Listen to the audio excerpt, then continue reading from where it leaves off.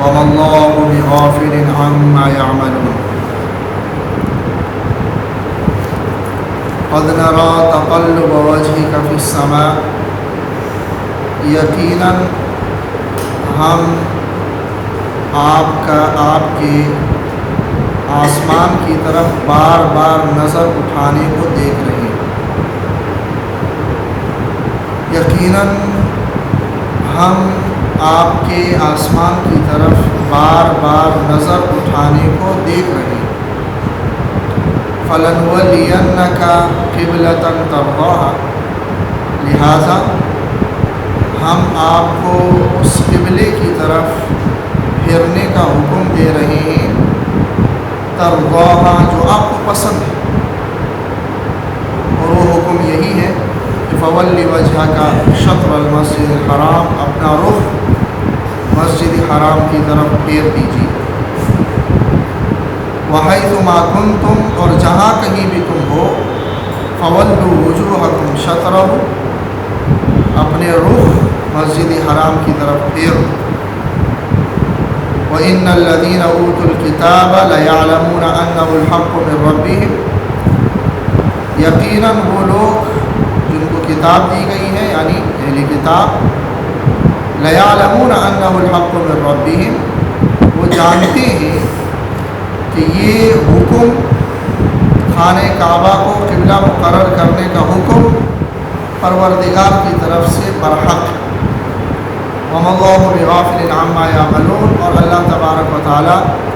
ان کے کاموں پر، ان کے اعمال سے بے خبر نہیں۔ یہ آیت ہے جو قبلہ کی تبدیلی کے حوالے سے نازل ہوئی رجب کے مہینے میں یا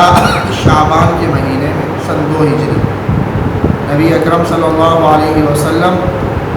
حضرت بشر بن براء ابن معرور رضی اللہ تعالیٰ عنہ کے گھر دعوت پر گئے ہوئے تھے، تو بعض روایات میں ظہر کے وقت کا آتا ہے اور بعض روایات میں عصر کے وقت کا آتا ہے۔ روایات میں اختلاف کی یہ بھی جو وجہ ممکن ہے کہ ظاہر ہے مدینہ کے اطراف میں پھر اس کے بعد ہی یہ خبر پھیل گئی تھی، تو کسی نے، بلکہ بنو سلمہ کی جو مسجد ہے مدینہ منورہ میں ایک محلہ تھا بنو سلمہ کا، وہاں پر یہ خبر صبح کی نماز میں پہنچی جب وہ فجر کی نماز کی 1 رکعت پڑھ چکے تھے، اور اس کے بعد جو ہے نا دوسری رکعت کے لیے اٹھنے لگے تھے کہ وہاں نماز میں ہی ایک صحابی نے ان کو خبر دی کہ قبلے کا حکم، قبلے کی تبدیلی کا حکم آ چکا ہے، اب بیت المقدس قبلہ نہیں رہا بلکہ خانہ کعبہ، وہ فجر۔ تو یہ واقع ہوا ہے ظہر کا یا عصر کا، اور وہاں خبر پہنچی، حالانکہ وہ مدینہ منورہ کا ہی قبیلہ ہے، وہاں خبر پہنچی ہے فجر میں۔ اور اس حوالے سے بھی یہی ہے کہ نبی اکرم صلی اللہ علیہ وسلم نے مدینہ کے اطراف کی جو مساجد تھی، آپ صلی اللہ علیہ وسلم کی زندگی میں مسجد نبوی کے علاوہ 9 مساجد تھی مدینہ میں، تو اس میں مسجد قباء بھی ہے اور مسجد بنو سلمہ ہے، مسجد بنو عامر ہے، مسجد بنو نجار ہے، یہ مساجد تھی۔ تو وہاں کے لیے آپ صلی اللہ علیہ وسلم نے حکم دیا تھا کہ تم فجر کی نماز خوب روشنی میں لیٹ پڑھ لیا کرو۔ یہ مسجد نبوی میں جلدی ہوا کرتی تھی، اس لیے کہ مسجد نبوی میں صحابہ کرام جو نماز پڑھنے کے لیے آئے ہوئے ہوتے تھے وہ پہلے سے ہی حاضر ہوتے تھے، تو وہاں پر یہ اندیشہ نہیں تھا کہ اگر جلدی پڑھ لی تو نماز کے اندر لوگ کم ہو جائے۔ تو دوسری جگہوں میں یہی تھا کہ صحابہ کرام نے نماز پڑھنے آنا تھا، تو اس لیے وہاں لیٹ پڑھنے کا حکم دیا، اسفار یعنی خوب روشنی میں فجر کی نماز پڑھو تاکہ لوگ زیادہ ہو جائیں، اس وجہ سے۔ تو بہرحال دونوں وقت میں نماز پڑھی جا سکتی ہے، لیکن جہاں پر یہ اندیشہ ہو کہ اگر ہم تھوڑا لیٹ کریں گے تو لوگ جماعت بڑھ جائے گی، تو وہاں پر تھوڑا لیٹ پڑھنا چاہیے، اور جہاں پر یہ اندیشہ ہو کہ جلدی پڑھ لی بلکہ لیٹ کر لی تو جماعت کم ہو جائے گی، وہاں جلدی پڑھنی چاہیے۔ جیسے رمضان میں اگر آپ لیٹ کر لیں تو جماعت کم ہو جاتی ہے، اس لیے رمضان میں جلدی پڑھنی چاہیے، جیسے ہی فجر طلوع ہو فوری طور پر نماز پڑھنی چاہیے۔ تو بہرحال حضرت بشر بن براء بن معرور رضی اللہ تعالیٰ عنہ کے گھر دعوت پر تھے، اور وہاں ظہر کی نماز کا وقت ہوا یا عصر کی نماز کا وقت ہوا، اعلیٰ اختلاف الاقوال۔ نبی اکرم صلی اللہ علیہ وسلم 2 رکعت پڑھ چکے تھے بیت المقدس کی طرف، کہ اس کے بعد یہ قبلے کا حکم نماز میں ہی وہی آئی آپ صلی اللہ علیہ وسلم کے پاس کہ فولی وجہ کا شطر المسجد الحرام، مسجد حرام کی طرف رخ پھیرو۔ تو آپ صلی اللہ علیہ وسلم نے نماز کے اندر ہی رخ پھیرا۔ اب مدینہ منورہ، بیت المقدس مدینہ منورہ کے شمال میں ہے اور خانہ کعبہ جنوب میں ہے، تو گویا کہ جس طرف وہ رخ کر رہے تھے اس کے بالکل الٹ چلے گئے۔ تو ظاہر ہے اس میں گھومے ہوں گے، چلے بھی ہوں گے، نماز میں ہی چلے ہیں۔ صرف آپ صلی اللہ علیہ وسلم ہی نہیں چلے ہوں گے بلکہ صحابہ کرام، بلکہ روایت میں یہی آتا ہے کہ خواتین پیچھے کھڑی تھی تو خواتین آگے آئی ہیں اور برد پھر یوں گئے ہیں، اس طرح سے جو ہے نا پورا ایک معاملہ ہوا۔ یہ نماز کے اندر ہی یہ آیا، اور وہی مسجد ذو القبلتین، اگر آپ ذرا وہاں جانے کا موقع ملا ہوگا ضرور، ہم نے دیکھی ہوگی مسجد ذو القبلتین۔ تو بہرحال یہ قبلے کی تحویل کا حکم آیا۔ پھر نبی اکرم صلی اللہ علیہ وسلم نے اعلان کروا دیا کہ ہاں ہر جگہ اعلان کر دو کہ قبلے کا حکم آ گیا ہے تبدیلی۔ اب ذہن میں ایک سوال آ سکتا ہے کہ جیسے بنو سلمہ کے قبیلے میں گئے، وہاں نماز کے دوران ہی ان کو پتہ چلا اور وہ پھر گئے، تو صرف ایک خبر کی بنیاد پر وہ پھر گئے،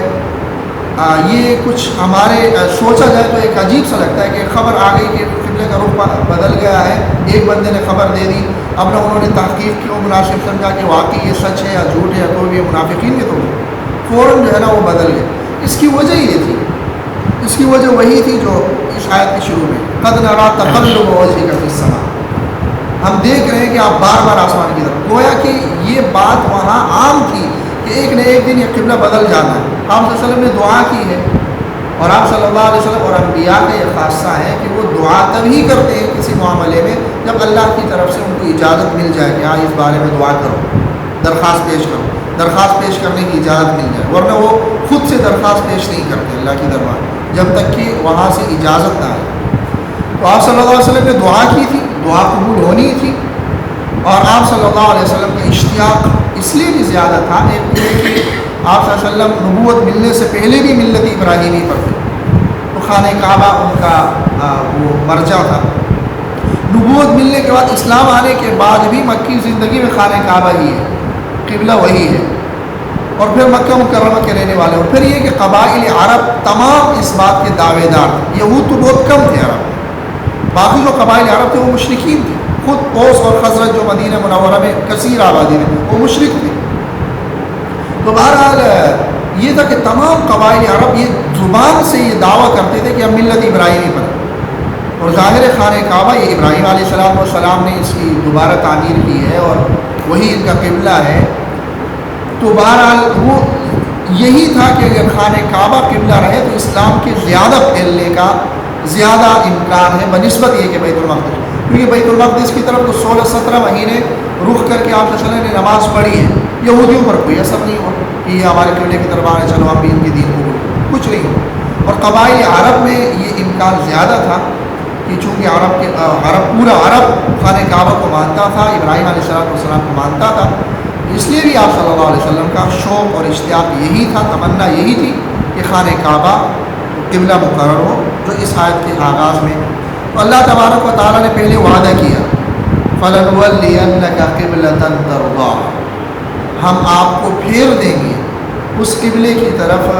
جو آپ کو پسند، وعدہ کیا اور پھر فوراً حکم بھی دے دیا تاکہ خوشیاں دوگانہ ہو جائے، ایک وعدے کی خوشی اور پھر وہ حکم پورا، وعدہ پورا ہونے کی خوشی، تو ڈبل خوشیاں ہو جائیں۔ اور پھر وہی حکم دے دیا کہ فَوَلِّ وَجْهَكَ شَطْرَ الْمَسْجِدِ، مسجد حرام کی طرف، یہاں یہ نہیں کہا کہ خانہ کعبہ کی طرف، کیونکہ خانہ کعبہ کی طرف رخ کرنے کا اگر حکم دیا جاتا تو سامنے والے کے لیے تو آسان تھا، دور والوں کے لیے مشکل ہوتا، خانہ کعبہ ایک محدود چھوٹی جگہ پر ہے،